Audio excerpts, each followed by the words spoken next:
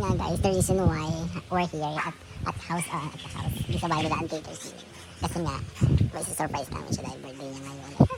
Hershey, natilang din ni Hershey. Yes, Hershey. Andito kami nabibito. Kanina, ano pa kami dito, 8. So, it's already, 12 going to 1 a.m. Punta kami ng Fishport. Yan, before kami punta ng Fishport. Ayun, papakita namin yung ginawa namin kanina sa taas.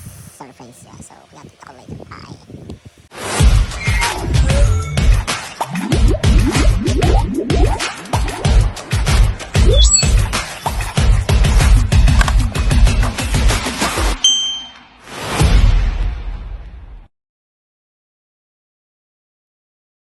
So yun nga mga kayam, dahil birthday nga nung mama ni Dave na sa Auntie Crisel, happy birthday Ante. Yan, salamat sa mga laging pagliliblo sa amin.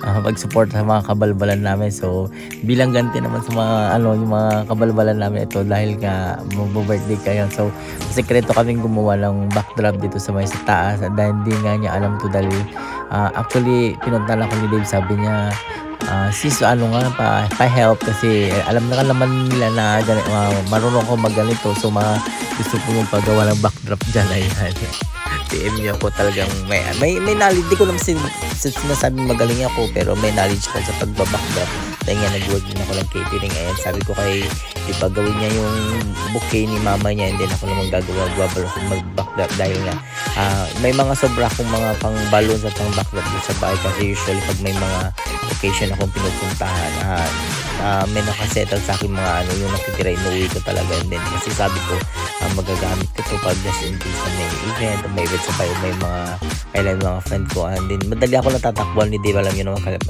kung gaano kami ka-close ni Dave. Ayan, so pag may kailangan siya sa akin talagang yun, inaano ko siya. Actually patulog na ako nung punta sila sa bahay, sinabing magagawa kami ng backup surprise si mama niya. Then sabi ko naman sa papansin nyo dyan yung pamangkin ko dahil nga sabi niya ayun niyang maiwan dito sa kwarto, so sinama ko na rin siya. Then supposed to be matutulog kami, pero natapos naman kami ng maaga, kaso yung pag-surprise dapat 12 to 1 a.m. na siya surprise dahil madaling araw namin siya sinurprise. Pumunta din kami ng Fishport. So ay mga kaganapan nung kagabi before nung birthday niya, gagawa is surprise na gumawa kami ng mga backdrop, and then tulong-tulungan lang namin yan, and then sabat namin din sila, din nila sila talk na sa baba. Sinasabi namin